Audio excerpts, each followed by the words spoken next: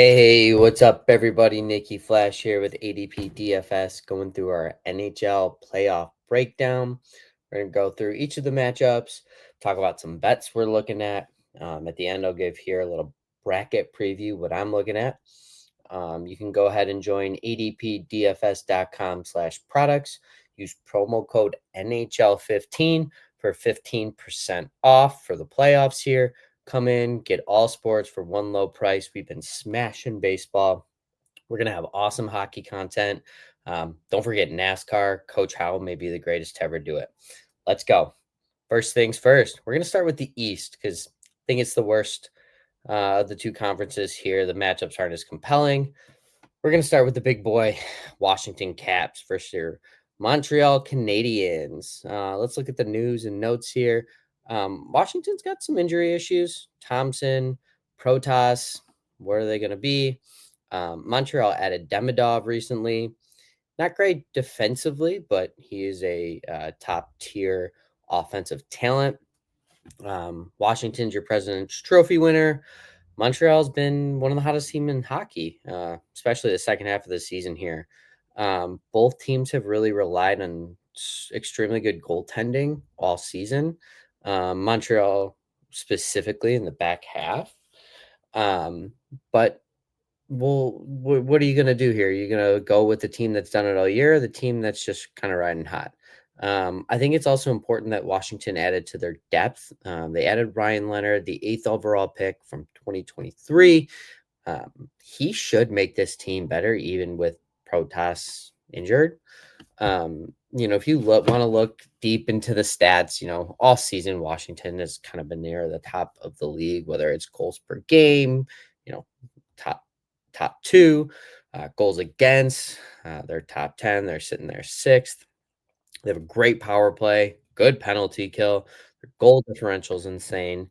And then if you look at Montreal, they're basically the opposite side of everything there. They don't, they're in the bottom half of goals for, bottom, third of goals against. Their power play is not very good. Their penalty kills okay, but they gave up more goals than they scored. So it's kind of a David versus Goliath matchup here. I think Montreal steals a game, but it's pretty simple. It's 4-0, it's 4-1. Washington takes this riding away. They have the best player on the ice, OV, and really throughout their lines, they'll probably have the better player on the ice. If you're looking at some bets here, what might you take? Pierre-Luc Dubois to score 2 goals in the series is interesting. But I'm really looking at Washington minus 1.5 on the series, or minus 2.5 will get you that 4-0, 4-1. That's actually plus money. That's probably where I'm living there. But Washington takes it. Matchup 2. Everyone's got their fun name, Battle for Ontario, yada, yada, yada. But we got Toronto, Ottawa. Looks like both teams are relatively healthy. And again, this is kind of another one where you got two teams in the opposite ends of the spectrum. Toronto's been great all season, both offensively and defensively. Some of the expecteds don't really align with that, but I think that just goes to show the type of team Toronto has. Whereas Ottawa's just middle of the pack and everything. Toronto's got the better goalies. Now, if Allmark comes out and plays Vezina caliber goal, then maybe they could do something here. But ultimately, Toronto just has way too much firepower.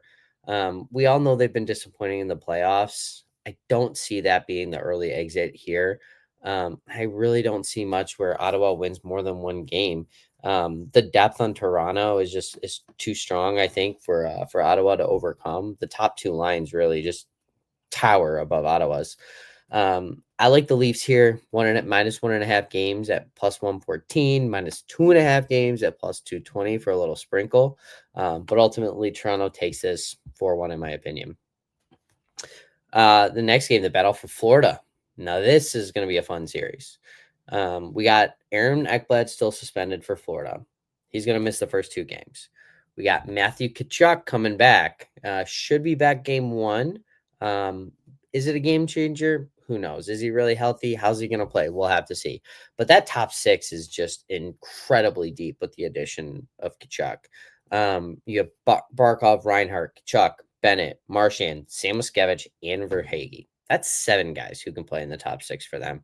So really, they're going to have scorers up and down this lineup. Kachuk improves their power play a bit. But then you got Tampa, and they've been one of the best teams in the league all year for the last several years. They lead the league in goals per game.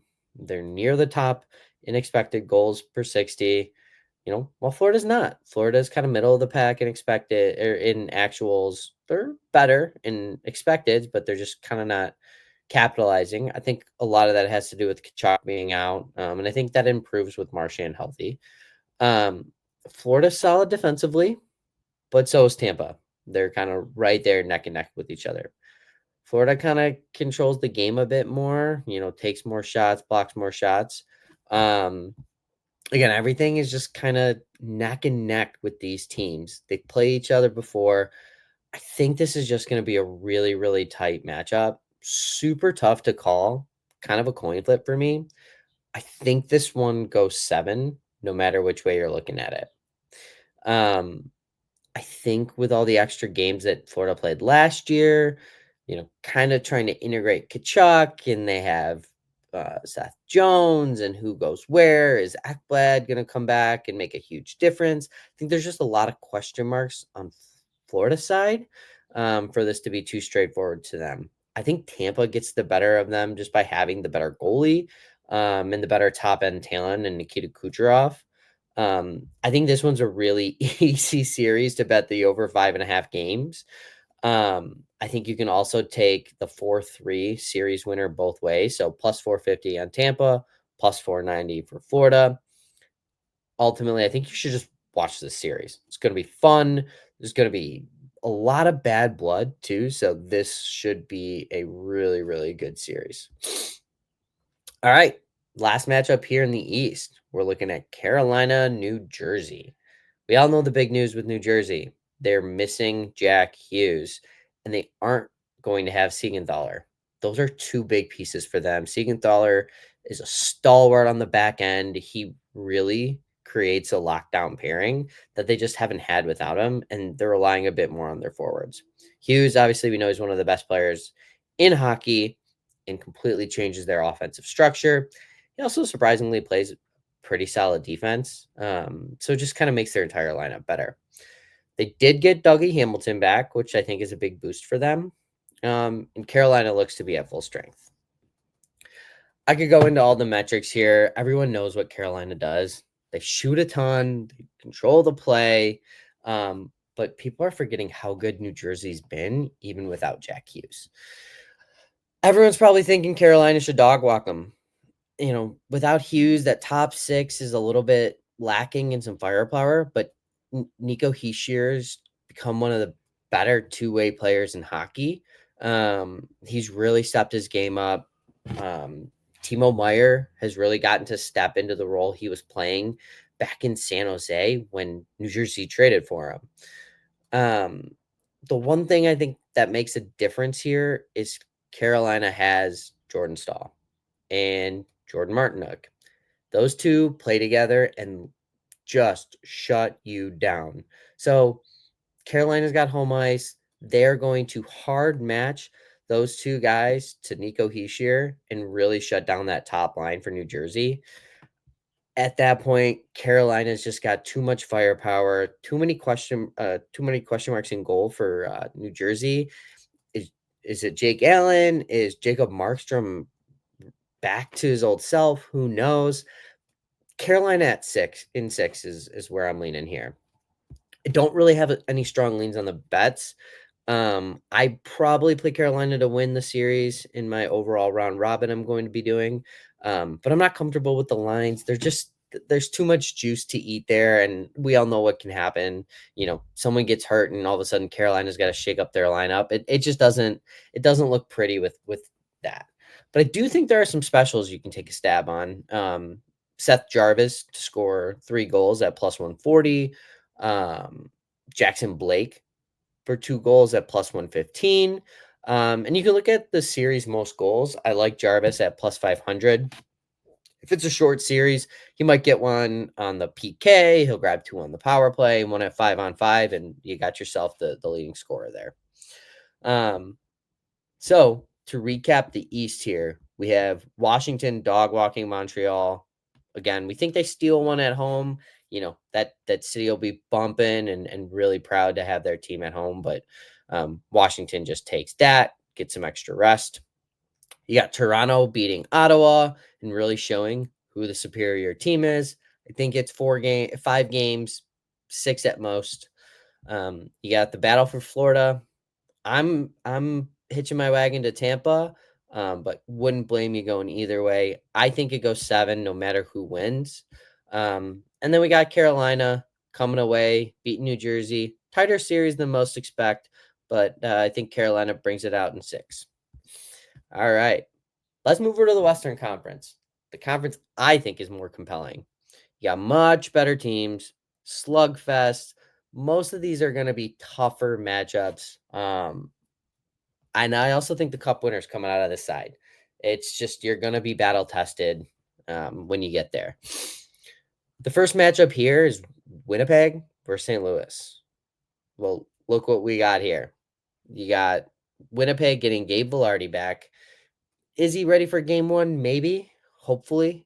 But it's a huge upgrade to their top line. And the way that power play works with him on it, they just get miles better. They're going to be missing Nick Ehlers for at least the first game.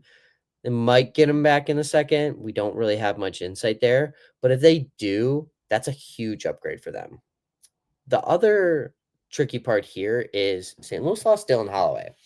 He's probably not starting the series, may not play game 1. If they do get him back late, that really changes how St. Louis looks, which is why I think this series is going to be a bit tighter than people expect.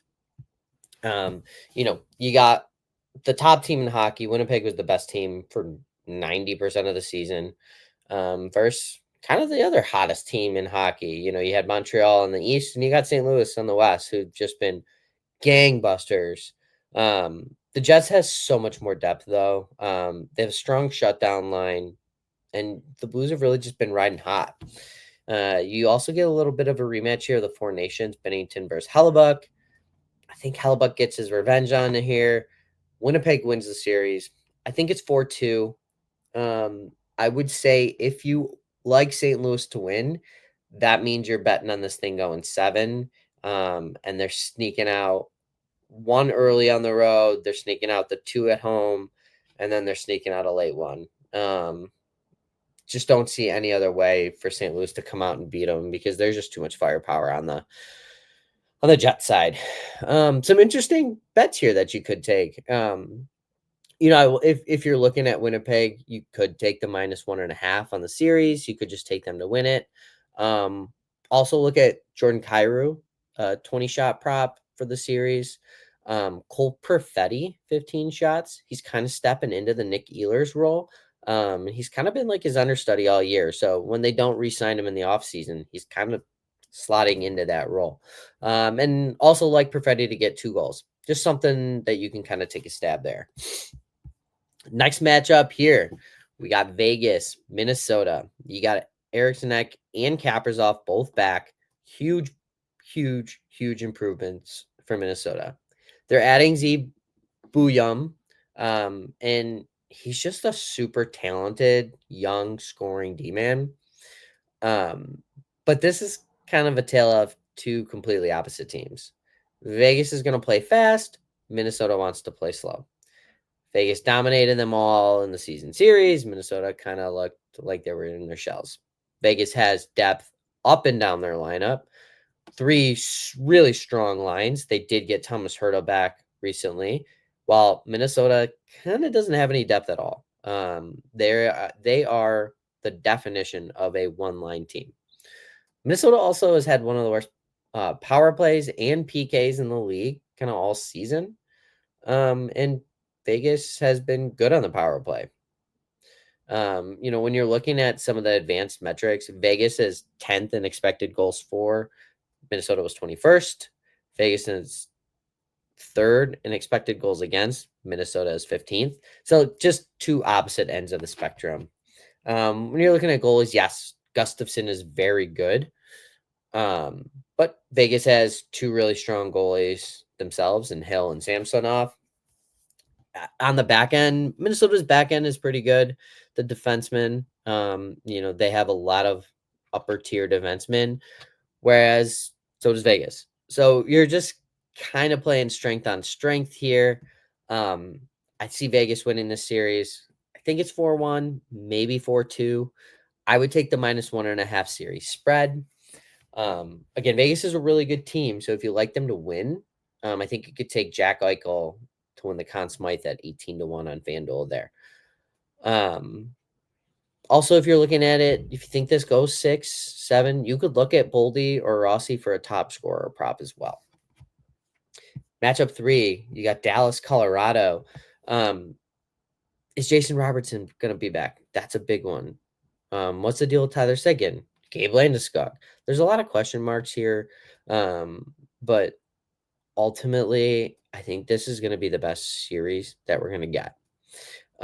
This is best on best hockey, and I have two strong takes. One, if Dallas wins, it's because they took it 7. They played grindy, grimy hockey, and they beat Colorado that way.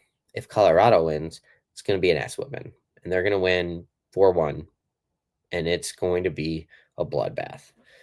But I do have faith Dallas is going to use the big bodies, hit, play slow. Don't get into a speed game with Colorado that has some of the fastest guys in hockey. I think the winner from this, though, could win the cup. I think it's a 7-game series. I think Dallas comes out on top. They have the best top 9 in hockey, and Colorado's depth has always been a bit weak. My take here, Dallas in 7 plus 500. Last matchup, Kings, Edmonton. Is McDavid healthy? How's Draisaitl? Ekholm's out all series. They're probably getting Evander Kane back, but there's bad blood. This is going to be an interesting series. The Kings have had the bugaboo trying to beat Edmonton the last several years. The Kings are great defensively. They're number 2 in goals against, number 1 in expected goals against since March 1st. Edmonton is 13th in goals against and 4th in expected goals against. So I think what you're seeing here is Edmonton just doesn't have the goalie that the Kings do. The Kings have a cup winner in Darcy Kemper. The other thing here, I think it's a kicker, is LA's one of the best teams at home, and they get home ice. I think LA finally comes out on top. They get rid of their Edmonton bugaboo and all the extra game, the injuries, all the other crap that's played into it. Edmonton goes down, and it's not pretty for them. I think the Kings plus 1.5 looks great. Minus 1.5 looks great at plus 200. You got the series winner at plus 110. I made my call that the LA Kings are going to win the cup because they have 3 very, very strong lines, and they play the type of hockey that wins in the playoffs. I think you could look at a Conn Smythe for Darcy Kemper at plus 6,500 and Adrian Kempe at plus 4,600. 2 long shots, but if the Kings win the cup, one of them's going to get it. Recapping here, we got the Jets, Stars, Vegas, and Kings all coming out. When you're looking at your bracket, on the West, you'll have the Stars then beating the Jets is what I see. I think they'll have the firepower. They'll have everyone back to kind of handle the Jets. And then I got the Kings taking the Knights. Both of those should go 6 or 7 as well. In the East, I got Tampa overtaking Toronto in 6 games. And I got the Caps squeaking by Carolina in 7. In the conference finals, we'll go Kings over Stars, 7 games, grindy, grimy series. That'll be a good, fun one to watch. And you got Tampa over Washington, and I think they just take it to them in 5. Finally, Kings over Tampa in 6. The depth on the Kings side, just too much for Tampa to handle. All right, y'all. Comment, tell me what you think. Join our Discord, adpdfs.com/products, promo code NHL15. Get your 15% off. We'll be in there. We'll be talking playoff hockey all playoffs long. We'll have bets, games. We'll give you the DFS advice if you want it as well. But we're ready. We're rocking, and we got MLB tonight and every day. So join now. See you later.